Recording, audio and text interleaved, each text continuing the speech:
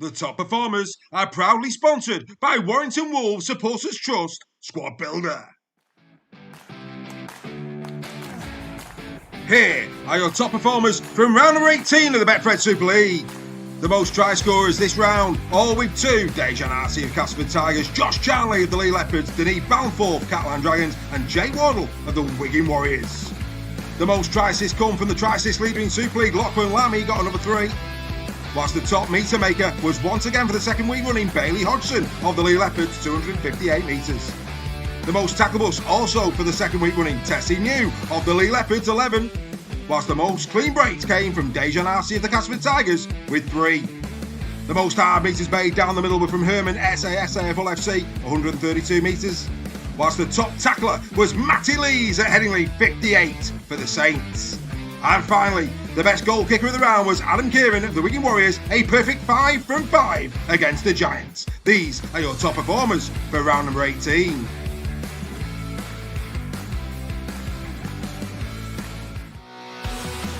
This production comes to you in association with the Bluebell Warrington.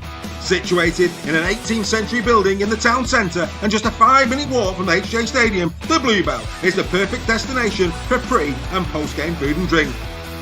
The 2024 Warrington Pub of the Year is now the official home of Super League Raw on Warrington Wolves match days for both home and away supporters. Super League Raw are delighted to have agreed a members-only area, allowing our community to come together to discuss rugby league pre- and post-match. So set your course to the Bluebell Warrington on match days and beyond. You are sure to be greeted with a warm welcome and a cold beer. Super League Raw and the Bluebell, the perfect partnership in enhancing your match day experience.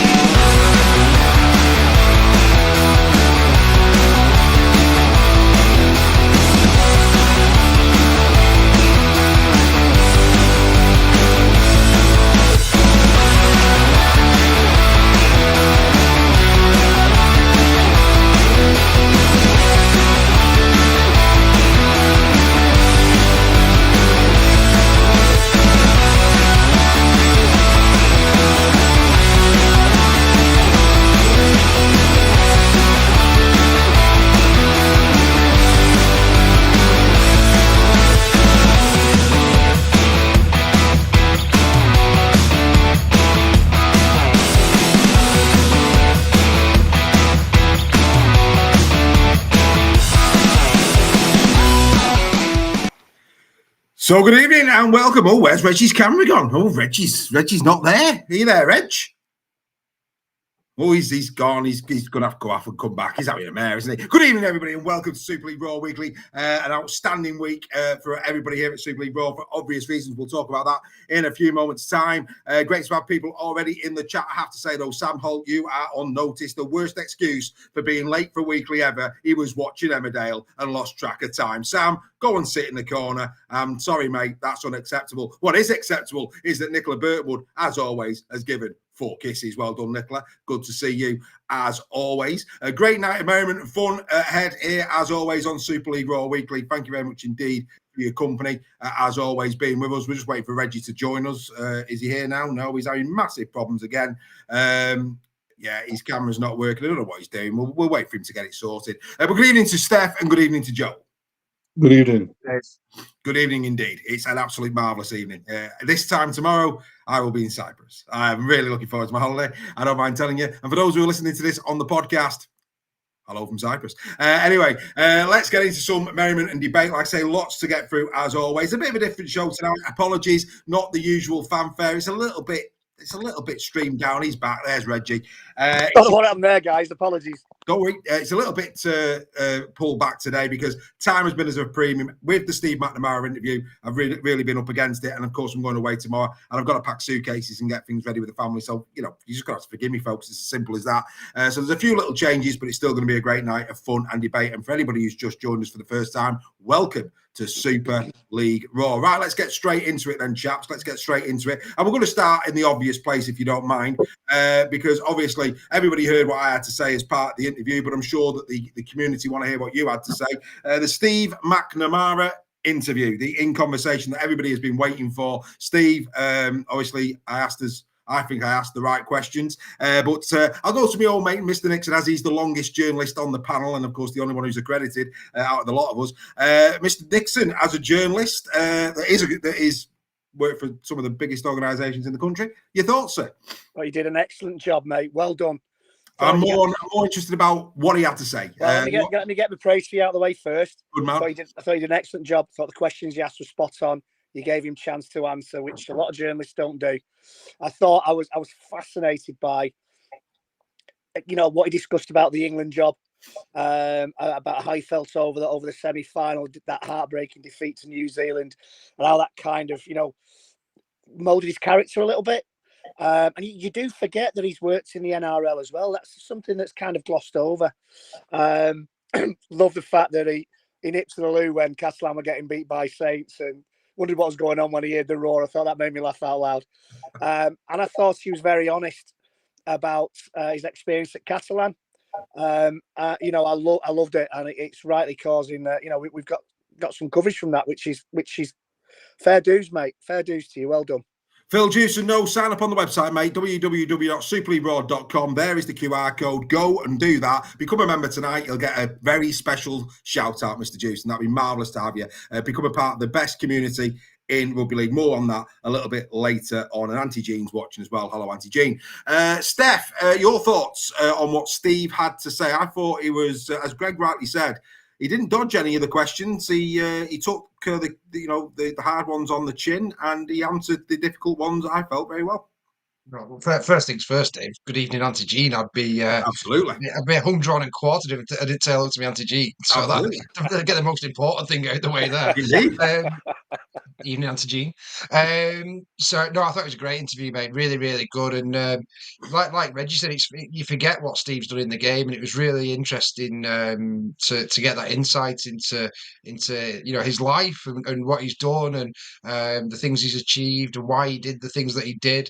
And I think probably underestimated the challenge when he took on going to Catalan as well, which was a really good insight into that. And maybe some other coaches will watch that and who maybe not considered the Catalan job for whatever reasons may put the name forward now. But no, it's great to get picked up by some of the other esteemed Rugby League journalists as well and be referenced in their stuff. So no, brilliant credit to you, mate. It was a brilliant piece of work. It'll be interesting to see who does pick it up and who doesn't. I don't see how anybody can not pick that up, quite frankly. It was wonderful to get the exclusive. We're very, very thankful for Steve for giving it to Super League Raw. I think it shows just how much boys were gaining credibility in the game of rugby league. And, of course, his testimonial was different gravy.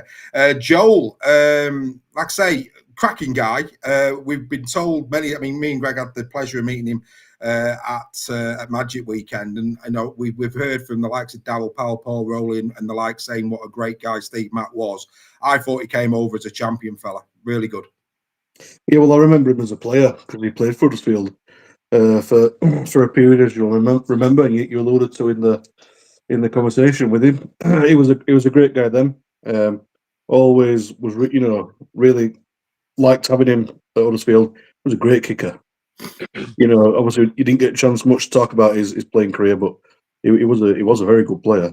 But I think what was most interesting was how much his time in the NRL shaped him. And I think with that, it giving him the confidence to be able to jump at chances. You know, had he not gone to the NRL, he might not have jumped at the chance at Catalan. But he didn't. This is not necessarily his words, but one thing that he said that he alluded to basically is you've got to be in it to win it. And you know, if you don't take these chances and look at every opportunity given to you, you know, you could miss out on something special. And he obviously was part of something special and created that. And as you said, Catalan should have thanked him far more than they did for getting them where they were. Because, you know, had it not been for Steve, they may not have been in Super League still. We don't know that for certain, but that's certainly a massive part of it. And he deserves every bit of praise that he gets. And I hope whatever job he does moving forward, he gets the very best possible job for him and his family because he deserves nothing but the best. Yeah, I thought it was class, absolute class. And I know what really surprised him was the fact that, you know, we took the time to get into the detail of just how good a job he did. You know, and you know what I said to him off air was the fact that look, you know, look, we all know many people, many journalists would have got that opportunity, and 45 minutes of the hour and a half, hour and 15 would have been his sacking.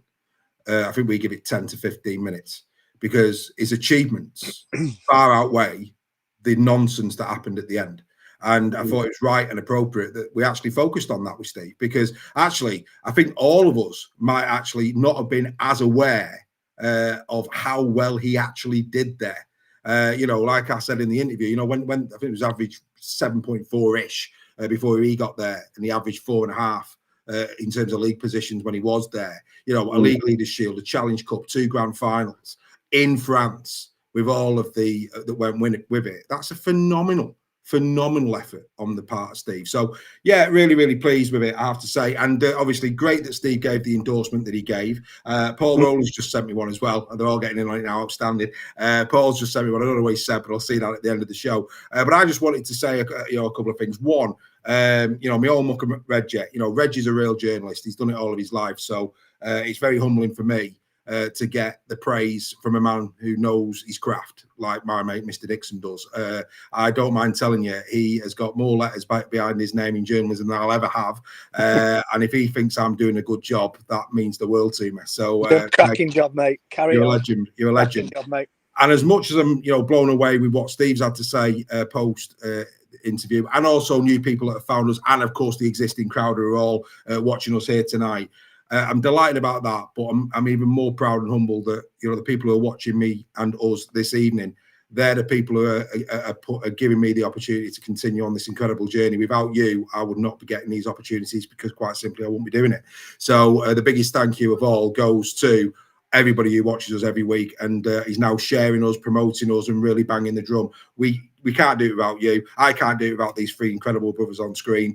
It's a team effort, and yeah, keep it Super League Raw Weekly. Hopefully there'll be coaches listening to this, players listening to this that have suddenly found Super League Raw through that interview. Do you want to come on in conversation? If you do, you're in safe hands. Come and have a chat with Super League Raw. If you're watching us tonight on Facebook, do me a favour, could you go over to YouTube? It's still live, it's still there, but it just helps us to grow the channel. It's better for us if you're on YouTube as opposed to Facebook. We try and capture people on Facebook. If you can get yourself over to YouTube, that would be marvellous. And don't forget Super Chats. If you're new to Super League Raw and you want to shout out, we do prioritise the membership, but you have got Super Chats. If you do a Super Chat, we have to do it. We've even sang Red Robin this year for Basil Kingston for £2. I mean, don't know about you, but oof, we did that on the cheap, boys. Anyway, that's by the by. Right, Andy Bibby, good evening to you. A big hello as well to Vanessa Gray. Vanessa's been a big supporter of Super League Raw. Doesn't get the chance to come on live as often as she'd like, but she's here this evening. So good evening, Vanessa. I want to give you a special mention because it's great to see you as part of the live show. Great to have your company, as always. Adam Reeves is with us. Auntie Jean, of course. We've got Ollie with us. It's coming, Ollie, don't worry. Your moment in the sun is coming. Tony Pennington, always good to see Tony. Eddie Simpson is with us as well. Steve Carter is one of my oldest mates. Good evening to you, Steve. Good to have you with us. Don Kirkby, Tom Massa, Samuel, fresh from Emmerdale, shocking. But we love our Sammy, we do. And a big thank you to Rebecca Frey. She was waiting for us to go live 5 minutes before she was already in the chat. That's how much our Rebecca loves Super League. Right, let's get into another bit of a news story. Jepson. Let's go there. The half-time interview as part of the Salford Red Devils game. Joel, did you see it? I did. Fantastic. What were your thoughts on it, mate? Oh, do you know, I've got mixed views on it, really, because I thought some of the things I kind of got what he was saying.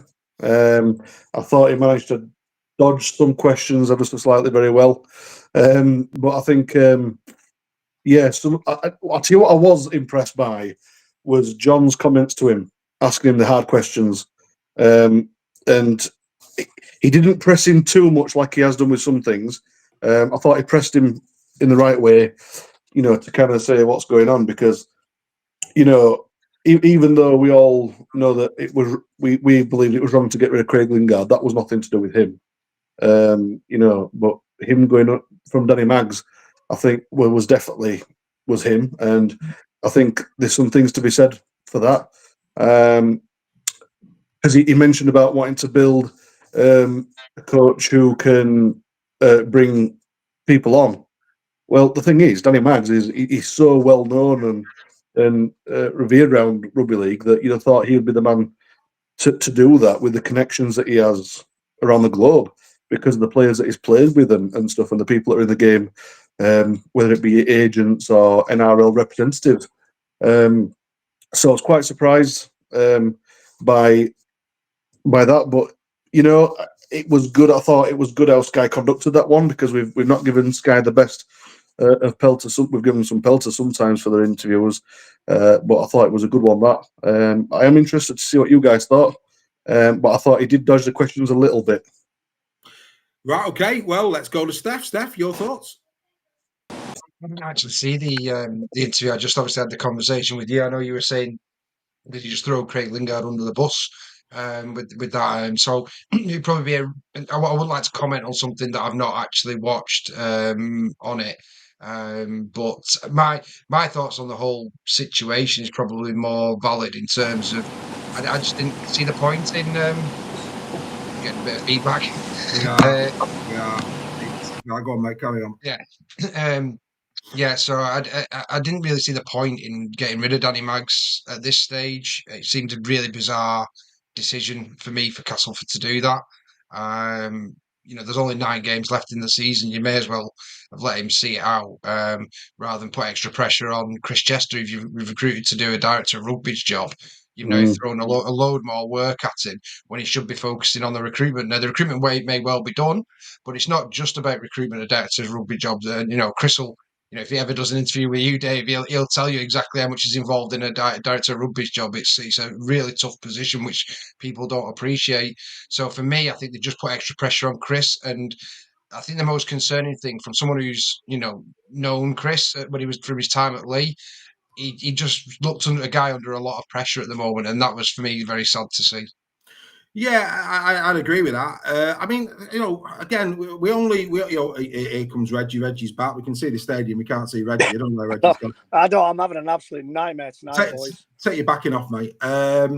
So yeah, I mean, in terms of Chris Chester, it's crystal clear. It's crystal clear he doesn't want to be in the dugout. No, Steph, I'm going to stay with you for a minute. Could this affect the relationship this short term? Because he's overtly not happy. well, I think the key thing for me was him saying it wasn't his decision. It was bizarre, you know, because he's been brought in as director of rugby. Director of rugby is, you know, hiring and firing the coach. That's part of his job. Hence why he's heavily involved with recommendations to the board now about the new coach that's going to be. And I just thought it was a complete bizarre. I think at one stage, I don't know. Please correct me if I'm wrong, but I'm sure he said he didn't want to do it.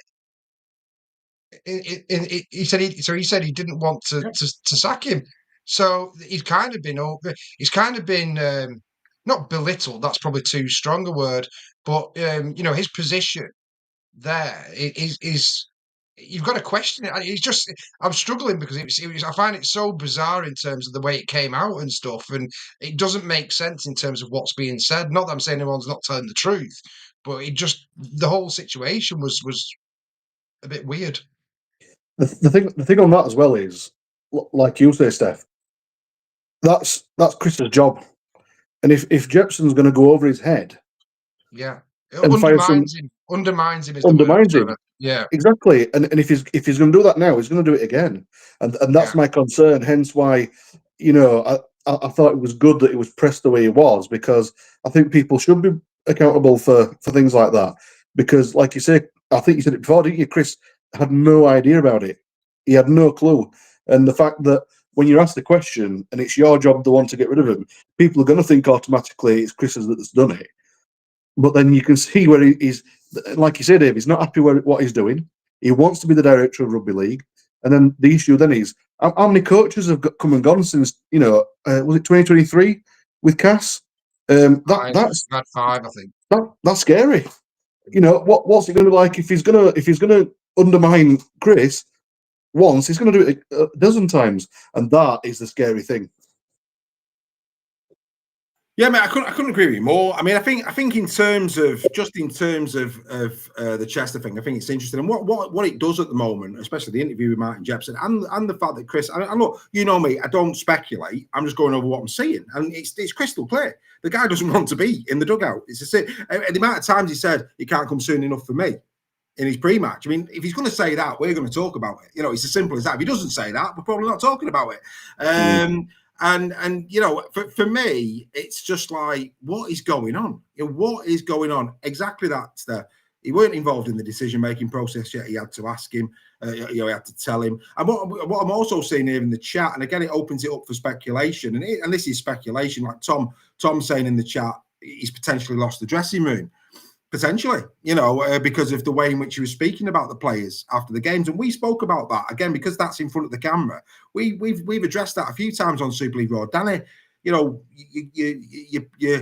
protect in public, you criticise in private. That's what you do, and at times he wasn't doing that. But again, that might have just been him having to learn what being a head coach is all about. You can be a great rugby league player, but you've got to learn how to manage people. It's one thing to be managed, isn't it? It's another thing to manage. And that's and ultimately have overall say and be held accountable for what's going on. It is a very, very bizarre situation down there at Castleford. And other people are saying in the chat, Steph, that without Martin, the club could be a Salford. Absolutely, it's his club to do what he wants with.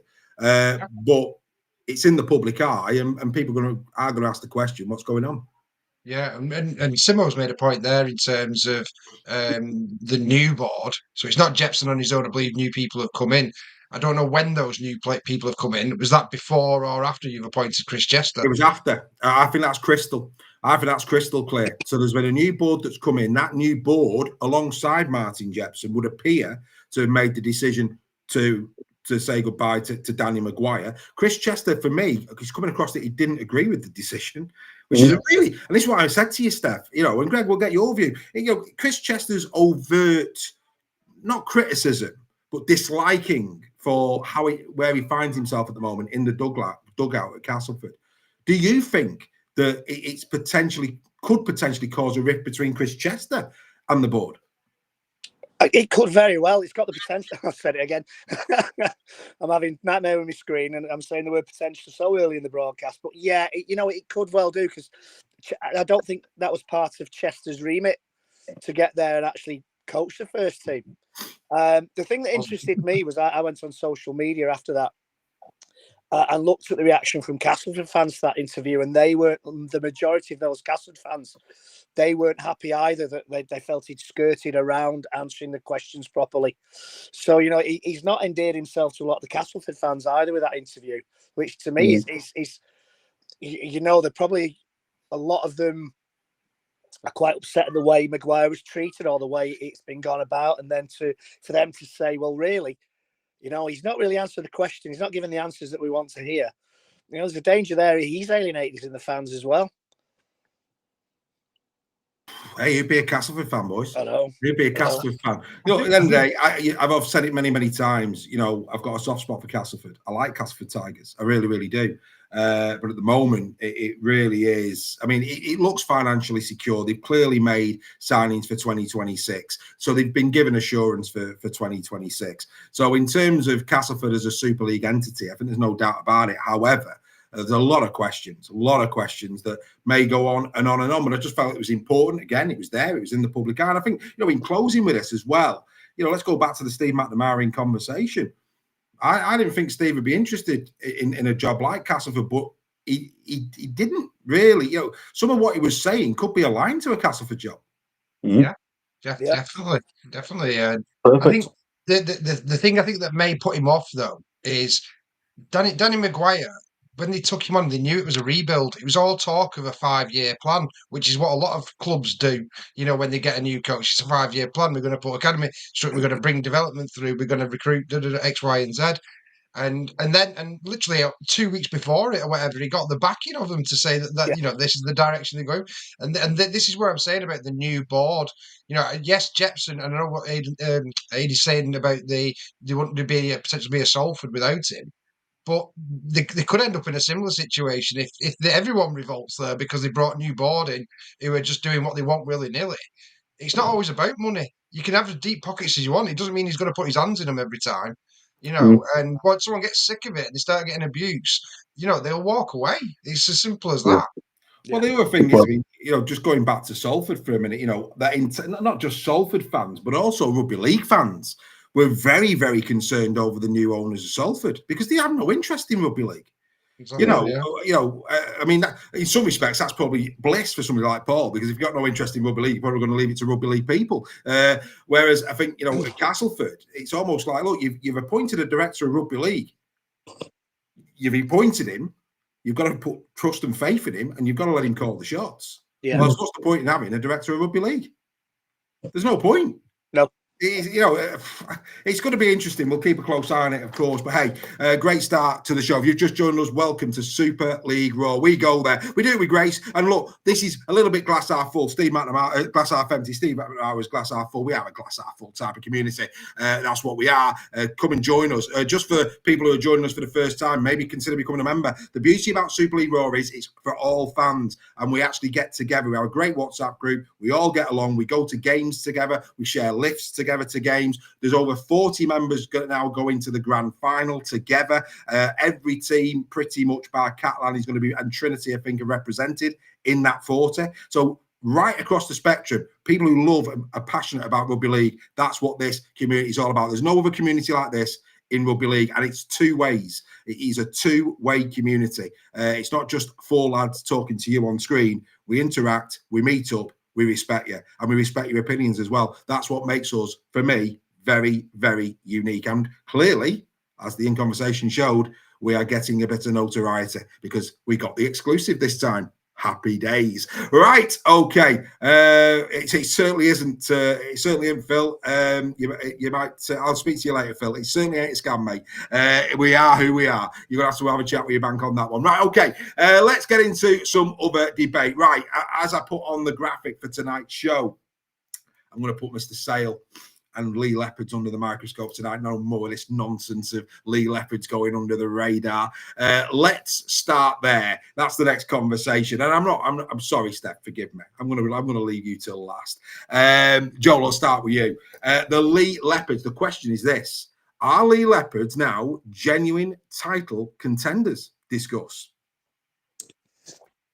I'm inclined to say yes. And if not this year, they've got zero excuses next year, providing there's no injury issues. I think the way that they've gone about business has been absolutely wonderful. It's funny because I was trying to think what Leigh was like. When you go back to the Steve Mack interview, please watch it. He talked about Bullmania. For all of those that are old enough to remember Bullmania, I certainly do. It was incredible. You had the two Bulls mascots. They were doing worm all up and down pitch. They were back flipping, front flipping, every flipping. They were doing everything. It was fantastic. They had the crowd going. The crowd went wild, and it wasn't just the mascots. You had the productions they had. Obviously, it's not as advanced as it is now, but they had the pyrotechnics. They had all the fireworks. They had the flames. They had everything. And I've had the privilege of being with you guys and Steph at Leigh, and it's a wonderful day. Really enjoyed it, and this creating the greatest show with the greatest showman that is Derek Beaumont. I think this is the modern era Bullmania, as Steve Mack said. And I think that because they've got the off-field stuff right first, it's then translated to the on-field. And I remember the hype that was given to them by Sky in their first time back in Super League. This time, there was all this hype when they were running from the training pitch to the ground. There was just a brilliant fanfare, and what they've done is they've backed it up on the field. That is the key. Is you can have all these great things in the background, but if you can't back it up on the field, whereas they have. So are we going to see a new Bradford Bulls in Leigh Leopards now? Probably, yeah. I think they've got all the makings and the ingredients to win a grand final. So could they be the fifth? It'd be amazing if they could, because we need a new name on the trophy. So Steph, get talking to Derek, get it happening. Yeah, I mean, Greg, in terms of Leigh, if you've just gone back to back KR, Wigan and KR, you have to, what they have proven without any doubt is, and let's be fair, playoff rugby league is about beating the best consecutively. So they've just beat the best consecutively, and I think everybody would concede on their best day, they probably are a little bit behind. If all three of those play at their optimum level, Leigh possibly don't beat Wigan, possibly don't beat KR. But hey, it's a one-off game. What they've proven in 2 games is that they can go back-to-back and beat those 2 teams. And that's what playoff rugby league is. So on that basis, are we putting Mr. Sale a little bit, under the microscope, getting him a little hot under the collar? Are we saying that the Leigh Leopards, should now be aiming high and should be aiming for that 5th name on the trophy? Well, if you think about it logically, every team in Super League should be thinking that they could be the next winners of it. But, realistically, that's not the case. There's no reason why they couldn't be. I would argue that league games are very, very different to playoff games with all the things around it. I'd echo exactly what Joel said, in that it's very, very difficult. And as a Warrington fan, I know this. It's very, very difficult to get that balance between off the field and on the field right. And Leigh are doing that. And the next logical step for Leigh is to get to a grand final and then to win a grand final. The progression, no matter what you say about Leigh, the progression Leigh have made over the last 3 or 4 years, 5 years, is phenomenal. Derek Broadbent has done a phenomenal job. Broadbent. Who's Derek Broadbent? Is he Jack's dad? Yeah. He lives next door. He sells windows, not decking. Yeah. I tell you what, that Jack.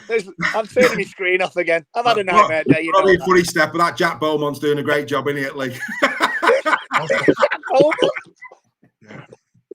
Oh, old age is a dreadful thing. So Derek Redmond, Derek Beaumont has done a fantastic job. In all seriousness, just turn my screen off again, Dave. He's done a fantastic job. His heart and soul is in it. I would be delighted for Derek if Leigh take those extra steps. I don't think they're quite there this year. I'm sorry, Steph. I don't think they're quite there this year. I think that despite the wobbles, I think Wigan are still the team to beat. And I think Hull KR, despite their wobbles, are up there as well. But there's no reason why over the next 2 or 3 years that the Leopards could actually make that transition and become, first of all, grand finalists and then maybe champions. Yeah, with Jack Underwood in charge. Kerry Robinson's with us. Hello, Kerry. Kerry, I don't think we've met yet, Kerry. I'm looking forward to being in your company in the future. She says, don't forget the top 2 teams have players out, as the Leigh. Kerry. I don't know about you, but I didn't see any Robin Mulhern on the field on the weekend. England front row. David Armstrong. I didn't see David Armstrong on the field. I saw Ethan O'Neill on one leg, and had to go off at half time. Sometimes you've just got to say, well done, the Leifers. Right, we now go to Mr. Sale. What a wonderful rugby league team you've got, Mr. Sale. Wonderful play against KR-esque, may I say. Playing that type of rugby league, Steph, it's a foregone conclusion. You go into Old Trafford, sir. Oh, definitely. Yeah. No, it's wonderful as a Leigh fan to be able to see us play such attractive rugby, and we haven't had that all. For the majority of the season, it's been very hit and miss for Leigh. But they have started building now, and we're starting to see real attacking play. And the Tessie New break against KR was just phenomenal to watch. And there's nothing better. I mean, people forget, especially supporters of teams who are established clubs in Super League have been 26 years in Super League. We've spent the majority of our time as supporters playing in front of 2,000 speckies. So when we're celebrating at Leigh in front of 10,000 at KR, I think people underestimate what that means to Leigh fans at the moment. And yes, it's a phenomenal period. But we've seen it many times go wrong very quickly as well, and that's the beauty of sport and rugby league in general. You can go from being really good to not so good very, very quickly. Get a few bad recruitment. I mean, Chris Chester recruitment was phenomenal for Leigh, hence why he's got such the reputation he has. But no, it's great to see Leigh playing well. The good thing is we're building at the moment season on season, so we're going up that one extra place. We got over our first playoff win against Salford last year to go to the semi-final against Wigan. So yes, Leigh will be looking this season 100% to go one better than that and get to the grand final. Like Reggie says, are we capable of doing it? Yes, of course we're capable of doing it. In a playoff game, anything can happen. Whether it's expected, probably not. I think Leigh would genuinely take, getting to a grand final and losing. 100% they would.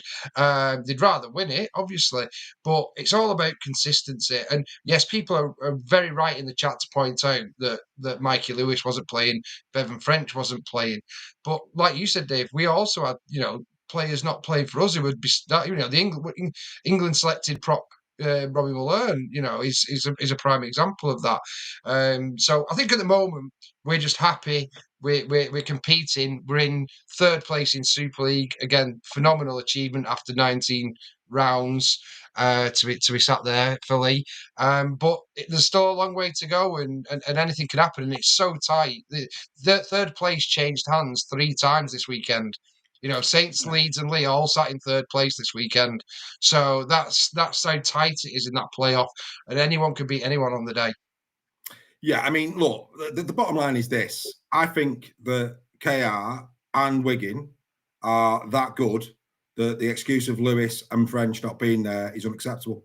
I think that if you're going to be a championship winning side, then you need, and let's be fair, it's not that they're the only people that they're missing. They're massive, massive players, and I get that. But you've got to be able to cope with that. You have to. The bottom line is, are all KR fans and Wigan fans not going to travel to Old Trafford for the grand final if those 2 players aren't lining up? Of course they are. Yeah. At the end of the day, are they going to believe they can win it? Of course they are. So come on, sometimes you've just got to deal with what's in front of you. This is the last 2 weeks. Got to give a lot of respect and credit to Mr. Sales-Leigh as far as I'm concerned. A really great. And look, and what I will say is this: we don't go there. We did a final whistle post the Leeds game, the KR Leeds game. And I said, on the final whistle, I'm not going there. There were certain things that happened after that game. We didn't go there because we don't go there. We leave that to KR fans to police their own. However, what we do is we promote the behaviour that we do like. The Robins fans on Saturday were a class apart. The people that travelled to the Leigh Leopards on Saturday were a true representation of that club. Wonderful people. Everybody was smiling, happy, jovial. They took the defeat on the chin. Really good to see. So I have to say, as a neutral at that ground, I thought the atmosphere was great. The weather was superb, and both sets of supporters got along well. It was a credit to those KR and to Hull KR, the travelling support. And I just wanted to say that because, again, it's very easy to comment on challenging issues. We don't praise the behaviours that we want. We do here at Super League Raw. So well done to every single one of UKR fans that travelled, and thank you to those who said hello to us on the day, and we shared some good times with. Right, don't normally do this as part of the show, but there's been a couple of questions in the chat. First of all, somebody's asked, "Do we like the new Wakey shirt?" It's banging for me. Yeah, the retro one with the combat. Yeah, very nice. Yeah, nice. Absolutely banging. And our good old friend, Mr. Greg Roach, the legend that is Mr. Greg Roach. Panel question: whilst all are wonderful, what is best, Bullmania, Craven Street, or Derek's Greatest Show? And are the rest of the clubs not following this successful blueprint? Well, one, they have to. They have to. Rugby league, all three of those examples made it a spectacle. Yes, there's rugby league, but there's more. Here's some more for you. It's a proper event. It's destination rugby league is how I would describe it. Yes, the main event is the game itself, but the fanfare and all the rest of it, that is a beautiful blueprint. And I ask any CEO out there, that has to be that. If Derek can do it, if Craven, if Hull KR can do it, if Bradford Bulls could do it back in the day, then so must you. It really is. For me personally, I don't like comparing. I think all three just deserve a round of applause. That's what we want. But if we're asking, does Hull KR and Leigh live up to Bullmania? 100% for me. Steph? Yeah, I think I wouldn't say anyone was better than the other. I think they're all unique, and that's probably the best thing about them is that they've been unique, and that's why they've all, Craven Street is nothing like the Leigh Sports Village on a match day, but both equally brilliant for the game. And I wouldn't count out clubs like Wakefield. I think the stuff Wakefield have done is phenomenal in terms of, I couldn't believe the difference from visiting their ground last time they were in Super League to this year. It's been phenomenal what they've done there. Really good match day experience. Really built the game up, and that's what gets you. For me, it's about family, and the days of it being 40-odd-year-old blokes going to the rugby is gone. It's all about now your families, your kids begging the parents to take you, and every successful blueprint of every club in those what we've mentioned have all revolved around family, and it's as simple as that for me. It's not a difficult formula. Fair enough. Greg, I'm going to bring you back in. Craig Forth, great point. The Super Bowl. A lot of people just tune in for the halftime show. Yeah. And then stay to watch the second half. I mean, that's marketing at its best. There's a great big, blockbuster artist at halftime. Tune into this. It's an event. And, not all of those television screens are going to turn off for the second half. It's a way of attracting a new audience. Craig's spot on, isn't he? Yeah, absolutely. And, the marketing teams in the sport itself, not wishing to sound negative, those three clubs, Bradford got it right back in the day. Hull KR are getting it right. Leigh are getting it right. The marketing teams for the other clubs have got to look at what these clubs are doing, Wakefield, and they've got to back it. They've got to support it. They've got to bring through their own ideas. And the rugby league as well has got to market itself better as a whole. Not wishing to sound negative, but I think we all agree that rugby league needs to be better marketed as a sport, as an event. But yeah, I couldn't agree more. There's not the money in the sport to do a kind of, a Super Bowl type halftime. There simply isn't the money in the sport, but we can grow the money in the sport by having some forward-thinking marketeers who invest in the sport, invest in their own clubs, and start forward. But on that point, my old mucker, yeah, it wouldn't take much to take them out the corner of Old Trafford where nobody can see or hear and put them on the field before the game with a better sound system, would it? No. I remember going to a grand final a few years ago where Madness were playing on the pitch. And I think it was a year after Hearsay. I have to say, though, you look really good in your baggy trousers that night, if you don't mind me saying. I was doing the Madness dance along with the rest of them. You were. Yeah. Talk about House of Fun. It was a great night. I left our house in the middle of our street to get there, especially. But yeah, I've seen events. I've seen bands on the pitch, on a stage in the middle of the pitch. And I can't understand why they've suddenly relegated them to the corner of the stadium. Yeah. I can understand at Leigh. I can understand at Halliwell Jones where, space is of a premium. But when it's Old Trafford, get them on a stage. It doesn't take that long to put up and put down. Get them performing in the middle of the pitch. Have some fanfare. I was surprised. It wasn't even advertised at Madness with a pre-game entertainment. Yeah. So I think it was Bradford Leeds. I think that was the grand final a few years ago. Yeah. So yeah, I think there's a lot to learn. The sport can learn a lot from other sports, but it also needs to learn a lot from the clubs that are actually driving their brand forward. Do that, and the product will naturally improve and attract more people into it. Good man, Joel. As soon as I wake up every night, every day, I know it's Tuesday evening and Super League Raw Weekly. I need to take my blues away. If you know what I'm saying, my friend, if you know what I'm saying. Just one from you as a man who's a champion bullmania, young Sammy Holt. Bless young Sammy. He's only 12, 13 years of age. He doesn't even know what we're talking about. Would you like to explain what bullmania was? In fact, just tell us can you remember how the players walked out the tunnel? Can you remember what happened at the tunnel, Joe? That's the one thing I don't remember, if I'm being honest. Do you remember not remember the nose, the bull, the nose, and the smoke coming out the steam? bull. Well, Yeah, all red eyes used to come out. Yeah. Oh yes, they did. That? Go on, They describe it, mate. Describe it, yeah, Sammy. they used to hold up a massive, what do you call it, like a sheet of some sort, and a picture of a big bull, and they'd run through it, and you'd see them coming out. Mascots would be coming out, like I said earlier, backflipping everywhere, and it was a bit of an impact, like this is who's coming at you. It's a shame that Sammy wouldn't have known, because it was, when Bullmania was in its like heyday, right in the middle of it, it was, we're talking 25 years ago, when it was, really in full swing and they were doing well. I'm glad you said that now, because I do remember it now you say it. And that was like one of the things that you remember from the stadium, and they even did it at some away games. I remember they did it at Huddersfield on the other occasion. At Huddersfield, dearie me. Yeah, they did. Yeah, great effort. I mean, all I would say in closing, we're going to start with Joel on the next item because I need to get my big mate in here. But what I would say in closing, Sam, right at the time, Bradford were one step beyond. Anyway, we move on. We move swiftly on. That's enough of the madness ones for this evening. Joel, I'm going to start with you. We move on. Here it is, the run-in. Let's have a quick chat about this. Suddenly, the league leaders' shield is all to play for. This is how it looks. This is the run-in for both KR and for Wigan. I'll give you a bit of analysis here, just so that you don't have to count them up. Wigan have got 6 games at home. KR have got only 4. Between now and the end of the season. You can see there who they are playing. And actually pretty close. The average league position that KR are going to be facing is 6.55. And Wigan is 6.55.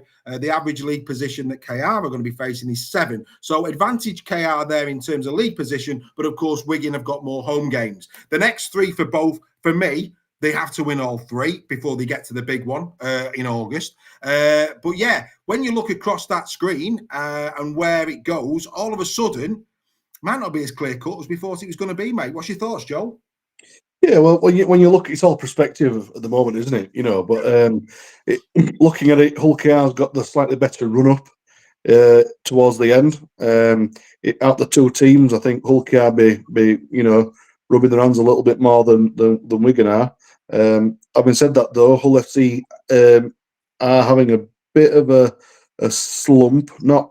Nothing major, but that they're not performing like they were. And what Wire on the day, can beat teams. They've just had some issues, whether it be off the field, on the field, and injuries. But looking at it, Hull KR seem to have this now. If they can, and we presume that they will win these next 3, then the confidence goes back up, and we're going to probably see Hull KR, business as usual. Whereas Wigan, they're a bit up and down. Look how we took them on for the first 40 minutes. Had we not had Joe Greenwood going off for HIA and Sam Hewitt, I do think it would have been a much different game as soon as Joe Greenwood came off. Our breaks went on. So yeah, I think Hull KR have got the advantage on this with the games they've got in hand, and then you look towards the end. It also tails off a little bit for them as well. Whereas for Wigan, it's like it's just progressive throughout. So I think the advantage has to go to KR. Greg, when you look at that, for me, there's a lot of there's quite a bit of similarities. There is, they're both going to play FC. They're both going to be playing the Catalan Dragons, albeit Wigan are playing them twice. Both are playing Warrington. Both are playing Wakey. Both are playing Saints, and both are playing Leeds and Cass. So it's the same teams pretty much, but just in a different order, which makes it very fair for me. It looks fair. Very fair. The only real difference on a quick look there is that obviously Wigan have got Catalan twice, whereas KR have got Catalan and Salford. So it's pretty even in terms of who they're going to play. And because of that, there can be no excuses come, whoever lifts the shield, Greg. Well, you would think not, but what interests me is who are going to be the kingmakers in this lot, because you've got some teams in there who will be fighting for their top 6 lives. So, teams like Saints, teams like Rhinos, Warrington, they will be fighting to get into that 6. So I that for me is where the more fascinating of the battles lie here, on which teams are going to be, as I say, the kingmakers who are going to push them and maybe pull off the odd shock result. So that for me is a fascinating part of this. I slightly differ to Joel. I think Wigan might just have the advantage there simply because they're playing Catalan twice. Catalan are really, they put a good performance together against Warrington on Saturday. But when you think that Warrington had, a very, very young back line, and Sneed went off injured after however many minutes of the first half. I think that's, and I know that OKR have got Salford. Salford have proved over the last 2 games that they're getting some form together. Whether that, the troubles there will put a break on that, I don't know. But for me, I would have Wigan a slight advantage, and it's the teams for me that they are facing. They're also fighting for their top 6 lives that are going to make this battle such a fascinating one over the next few weeks.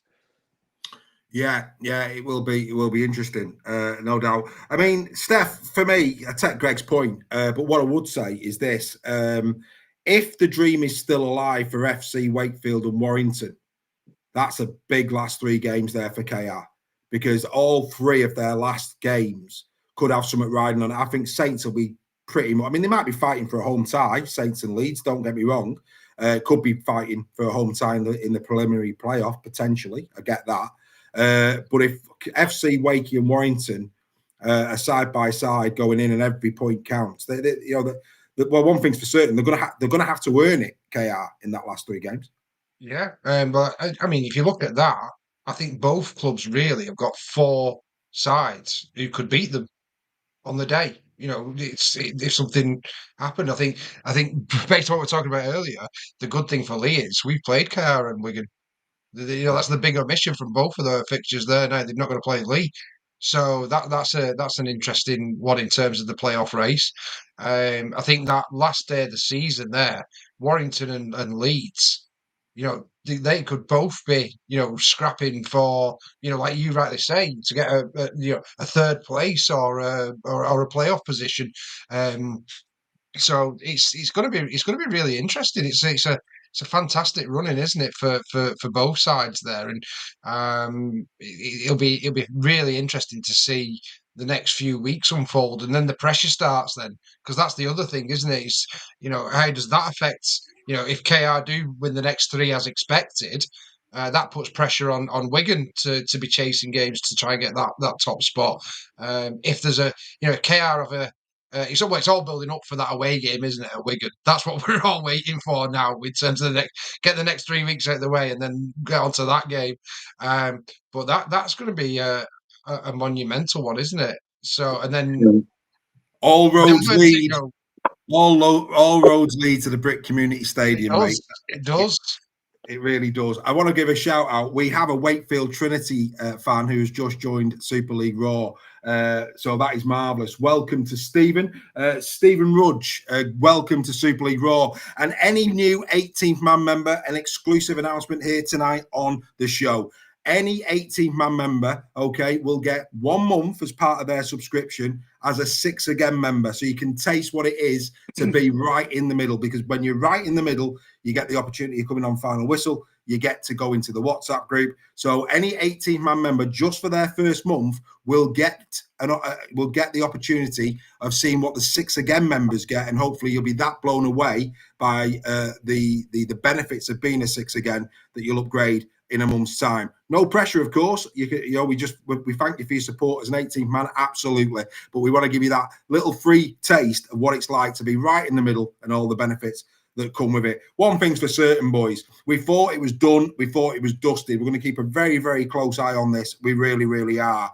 At the start of the season, we had predictions. I backed KR. I backed KR at the start of the season. I haven't changed my mind. I said KR right from the get-go. I just felt they could go that one step more. I thought they had the personnel to do it. I still believe they could. I just think that these next 3 games is about just calming down, re-establishing themselves for that Wigan game, and that's going to be monumental. And they've still got that massive points advantage, which I just don't see changing, certainly not in the next 4 to 5 games anyway. It could get interesting come the back end, but I don't think it's going to change in the next 4 to 5 games. So I'm sticking with KR.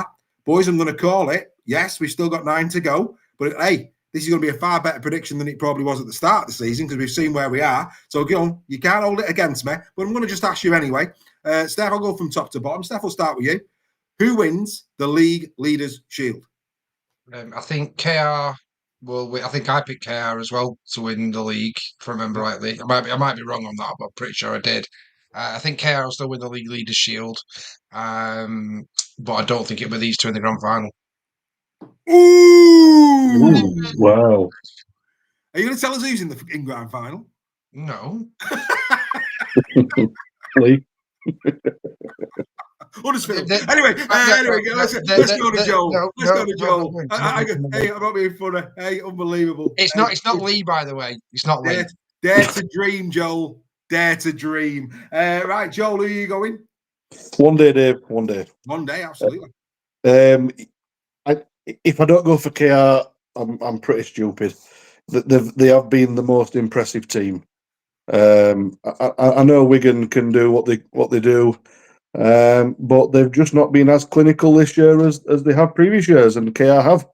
I'm not looking at the last 2 weeks as anything to go by for KR. I'm going over the whole season, the average, and they have been by far the best. So it's got to be KR for me. Do you know what would be funny? I actually thought then he'd lose his track and he'd say Wigan. You know, I'd be pretty stupid not to back KR. And I thought by the time he got to the end of his monologue, he'd have forgot. And he went, I'm going Wigan. Oh, man, Joel, well done. Greg, mate, over to you. Who's winning it, mate? Well, I think I did. Did I predict Wigan? I think I did. You did. You did, mate. You did Wigan, yeah. Both of these sides will lose. They're not going to win all of those games. Yeah. So there are defeats for these two teams. But Hull KR will not lose more than Wigan will lose. You're going KR? So, with the league standings at this moment in time, the fixtures there, they may well lose a couple of games, but KR are not going to lose so many games that Wigan will pip them. So I'm going KR to win the League Leaders' Shield. Yeah, absolutely. But I'm with Steph, and I don't think it'll be a Wigan KR final. Right. Well, I mean, in the chat, Scott Hardy thinks Leeds will be there. I don't know when Lovell's coming in the chat, but anyway, we've got half of it. Hardy's there. Good man there. I'm only joking, Scott lad. Absolutely. Leeds absolutely in the melting pot. No doubt about that whatsoever. As the great Billy Ocean once said, suddenly it's all on. It really is. All I would say to both sides is red lights spell danger. Make sure you go when it's green. Right, okie dokie. Anybody else out there, make sure you obey all of the highway code. Of course, we promote that here as well on Super League Raw. Right, okie dokie. Let's now get into the battle for sixth. This is also hotting up quite nicely. Which team will get the last spot in the playoff? I'm confident, absolutely confident, that the top 5 remain, I don't know in what order, but the top 5 will be playoff rugby league in 2025. I mean, is anybody going to, do a defence on that? Or are you quite happy to go with the prosecution? I think the top 5 should be settled now. It'd be interesting in the chat if anybody thinks any of the top 5 may drop out. Put it in the chat if you think one of those teams may drop out. But no, I think this is the battle for 6th place now, given there's only 9 games left. Yeah, it'd be interesting. Right. Can I just say before people put anything in the chat, there is no give your head a wobble tonight. Any KR fan who says Wigan and any Wigan fan who says KR, give your head a wobble. Just give it a wobble. Don't be silly. Keep it clean. Right, okie dokie. Joel, do you agree the top 5 will be the top 5 in some sort of order? Very possible, because you look at some of the fixtures that they've got there. I think Wyre's probably got, maybe Wyre and Hull of FC have probably got the hardest fixtures remaining. Whether you've got, especially Wyre, you've got Leigh twice. You get Wigan, KR, and FC. Who could possibly put a number on you. So yeah, I think that the top ones there are settled. Though we have seen some funny ones happen this year. Ollie, lad, little Ollie. We're going to have Ollie in a minute. What would Ollie say? Ollie, lad, that is... Now, we've got to remember this lad is only 12 years of age. Comedy gold. He's dismissing Hull FC because they've got too many home games. Good lad, Ollie, lad. Love that. Absolute comedy gold. Good lad. Yeah, I mean, look, Greg, it's fair to say that if FC didn't get there, they'd want Wakey to get there. If Warrington didn't get there, they'd want Wakey to get there. I've said this a lot of this season. I think there's so much admiration for Wakey, the way they've gone about 2025. And we all said, and again, if you've just joined Super League Raw for the first time this evening or discovering it, at your leisure throughout the week, at the start of the year, we predicted that they would actually be in and around 8th or 7th. We thought that Wakey would have a good year here on Super League Raw. We got into the detail and we really liked the squad that Davil Powell had assembled. It's one thing to have a squad, as Steve McNamara found out at Catalan Dragons. It's another thing to execute it. So I think everybody would from those two clubs, if they didn't get there, would probably want Wakey to get there. And there's been a comment in the chat, and I think it's a really good comment as well in the chat, that you probably want to be Wakefield. Just to crystallise that, Wakefield, the average league position for Wakefield's opponents between now and the end of the season is 7.5. Warrington's is 6.3, and FC's is 6.1. So FC have got the hardest running, and of course, as Ollie has already pointed out, they've got 6 home games, which of course could go against them. Your thoughts, mate? First and foremost, is the top 5, and who do you think out of these is going to be in 6th? I think the top 5. I think the top 8 is probably the top 8 as well. Yeah. Hull FC, I've got that monkey off the bat now with a home win. That could drive them on. Wakefield Trinity have got nothing to lose. They've got the good thing about Wakey is they've nothing to prove. So to finish top 6, I think will beyond the wildest dreams for this season. I think even only the most optimistic Wakey fans would have believed they could have finished top 6 at the end of this season. So they are the threat for me because they're riding on the crest of a wave. They've literally got nothing to lose. There's no pressure. Nobody expects them to be in the top 6. I think Warrington, their points difference is against them a little bit. They've got to turn a minus 65 point difference round in those games. There's some teams in there that they could score good points against. Catalan, one of them. Salford maybe. But I think, and I hate to say this, I think Wakey will edge out Hull and Warrington in this one. Fantastic, Steph. Go on. Who are you going for 6th? I'm going to go Wakey as well. I think they've got players to come back as well, which is really, really good for them. Every game they played this year, they've been in. It's simple facts. I don't think they've been battered once, have they? Maybe Hull KR away, did they get a good? Second half, yeah. But Wakey, KR at home, I think it was a drop goal, wasn't it? That won for KR. So they've gone toe to toe with the top 5, 6 in Super League. They give Leigh a good hiding at Leigh earlier in the season. They're more than capable of picking up quite a few more points. Looking at those fixtures there. And I don't. The other two have been too inconsistent for me. Some really good performances, but some real shockers as well. Whereas Wakefield have been the steady ship, so that's why it's probably a safe bet for me on this one. But I'm gonna stick with Wakefield. I think they're gonna just do it. And that's Joel, but he's gone. But you know what? In terms of Wakey, they couldn't have had it. But I mean, one. As people are pointing out in the chat, look at who they've got there. They've got 12th twice, they've got 11th twice, and they've got 10th once. That's happy days. 10 points. That's happy days. I mean, don't get me wrong, they've got to go and win it, but it's happy days. You couldn't ask for better. And let's be fair, you Leeds Rhinos fans out there, Wakey quite like coming to Edinburgh. Just putting that out there. Just putting that out there. Yours truly. On Leeds Radio at the start of the season, when Mr. Dayton and Mr. Kaplan almost laughed me out the building when I said that I thought Wakey had beat Leeds on the opening day of the season, and Well, I called that one too. You did, sir. You did. Absolutely. It might be that we know a little bit. Who knows? I don't know. Anyway, where is Joel? I don't know where he's gone. I wanted Joel as well, but anyway, not so. I'm sure he's coming back. He's probably gone for a quick comfort break. We are doing it heavy here tonight on Super League Raw, but we hope you're enjoying it. A little bit different, a bit of debate. Can't be a bit of debate on a Tuesday night. And now it's time, of course, to unlock our lucky little mascot. That's right. It's now time for What Would Ollie Say? Banging or hanging?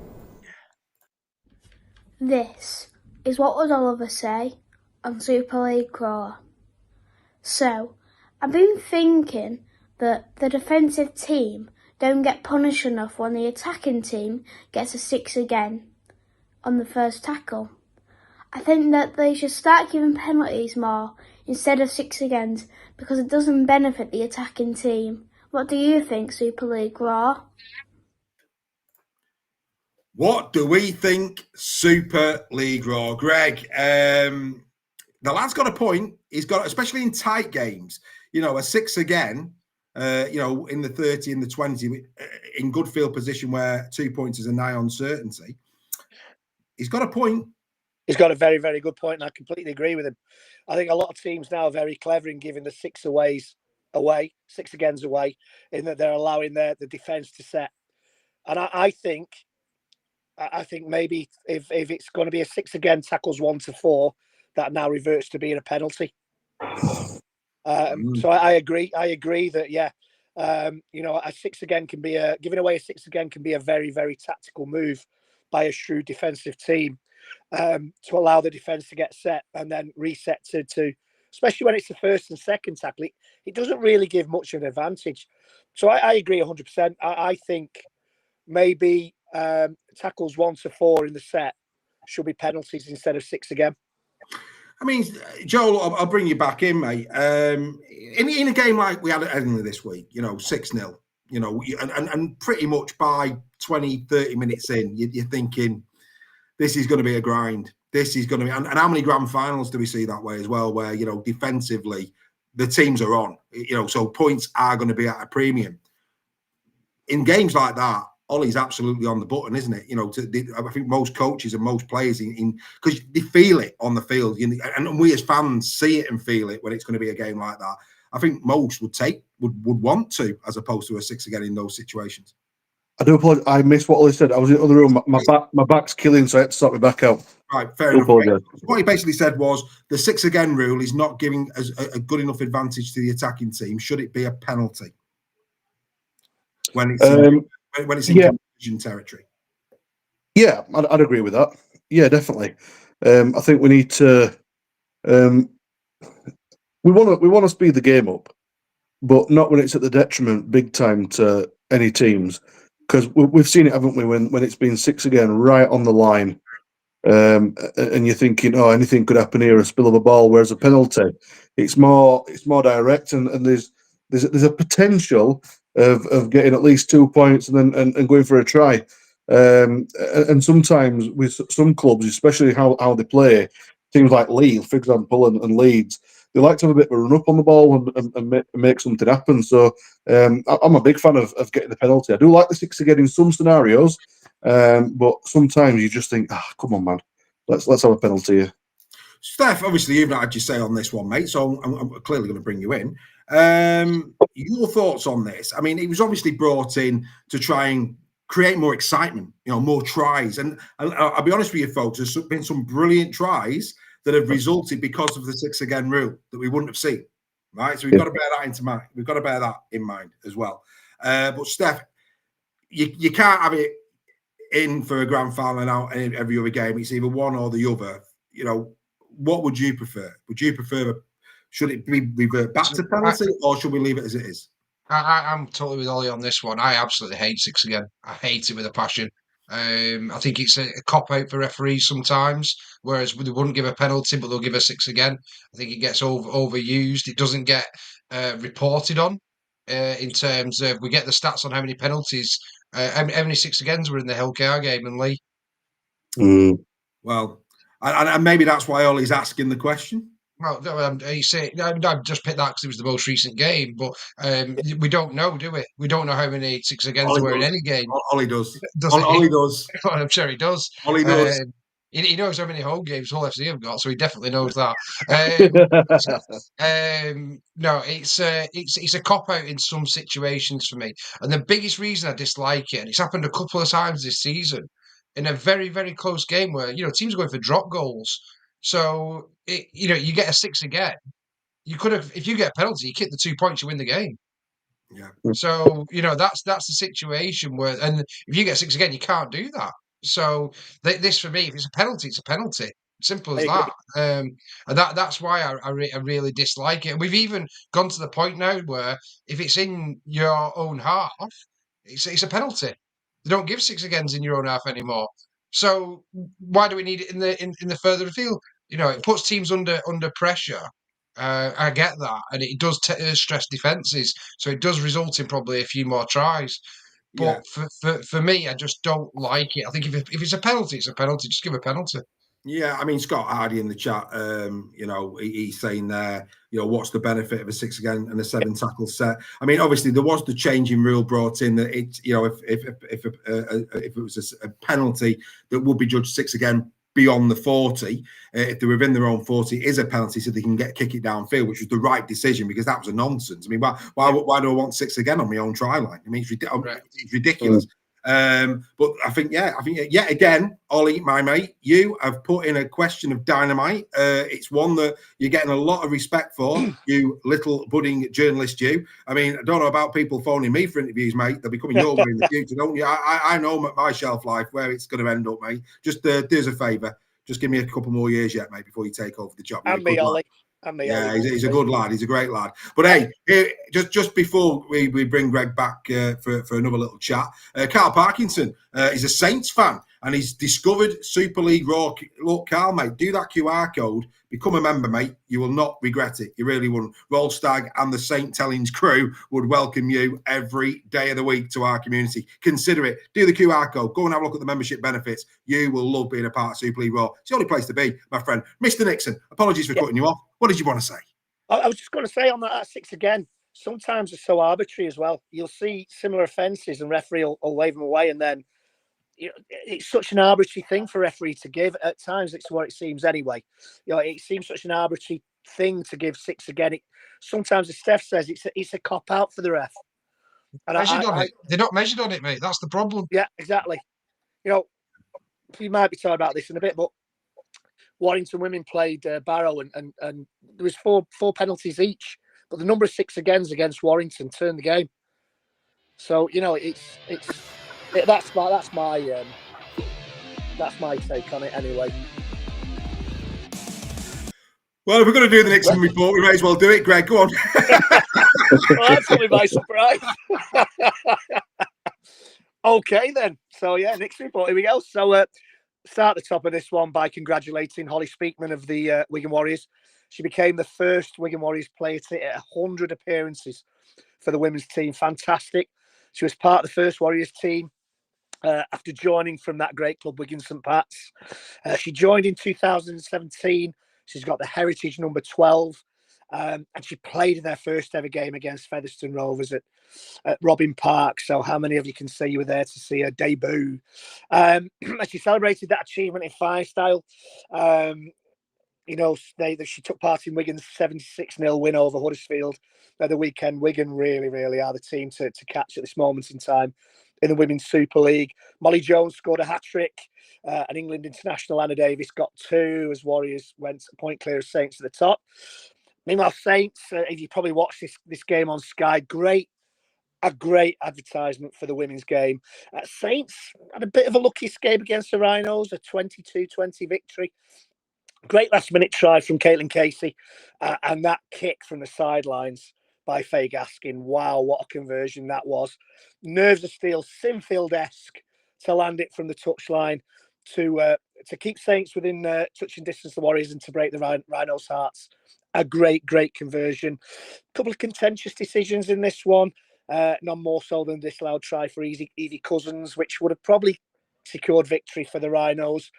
And actually, Saints co-coach Deck Hardman has, on the back of some of the decisions, has called for more consistency for video referees in the women's game.